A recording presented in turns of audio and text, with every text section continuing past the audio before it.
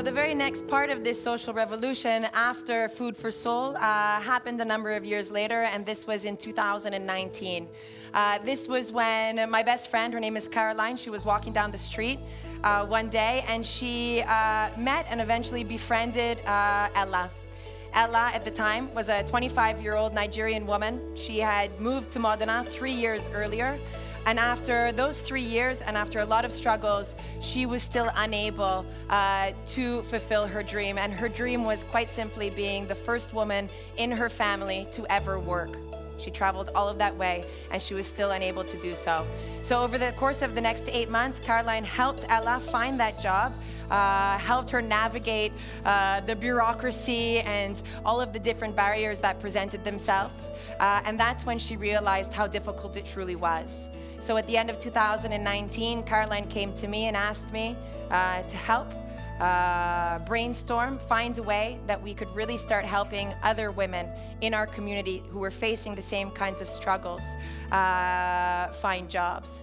And so at the beginning of 2020, that's when we founded the Association for the Integration of Women. Association for the Integration of Women is an association that promotes and establishes job training and job placements for migrant women in our community. Why? Why just migrant women? After researching very much into this, especially after this encounter with Ella, we find out that migrant women are one of the most disadvantaged minorities in the European Union.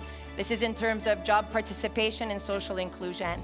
They're often pushed to jobs in unregulated sectors, uncontrolled sectors, which results in a violation of their rights, in an immeasurable loss of talent, and a high risk of poverty. And we couldn't sit there while women in our own community were passing by us every single day who we knew that we could help. So we looked into ourselves, we said, what could we offer? Caroline was working with Food for Soul in Osteria Francescana, already had one foot in the restaurant industry in Modena. Of course, I've been working with Massimo for all of these years. So we look at, okay, what do we have? What do we have to give? What do we have to offer? And the answer was food. We have food.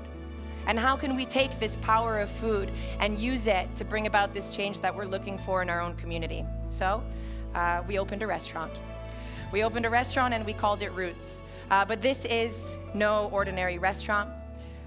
Roots is a non-profit restaurant in the center of Modena, at which we offer culinary training programs to migrant women in our community. It's a 4-month-long program where we teach technical training skills as well as non-technical training skills, tools that they'll need to integrate into the Italian workforce. At the end of their 4-month training, we work with a large network of different restaurants and food outlets in our community to find them the right job contracts for them to then start their careers. Roots always remains, of course, a center of support for them. In Roots, we serve a menu. Our menu is inspired by where these women are coming from.